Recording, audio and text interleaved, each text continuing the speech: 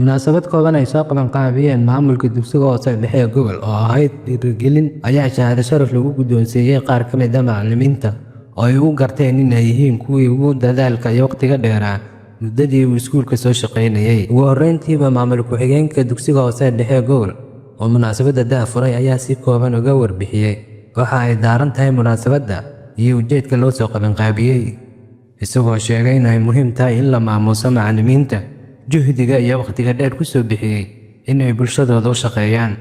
sidoo kale maamulaha oo isagana markiisa mikrofoonka la wareegay daadihiyeyna munaasabadda inteedii badneyd ayaa si qoto dheer uga hadlay, isagoo ammaan iyo bogaadin u soo jeediyey macallimiinta sidii wanaagsaneyd ee ay bulshadooda iyo deegaankooda ugu soo shaqeeyeen. wuxuuna ugu dambeyntii guddoonsiiyey shahaadooyin lagu maamuusayey. ugu dambeyntii macallimiintii shahaadooyinka guddoomay ayaa iyagana ka mahad celiyey sidii quruxda badneyd ee loo sharfay.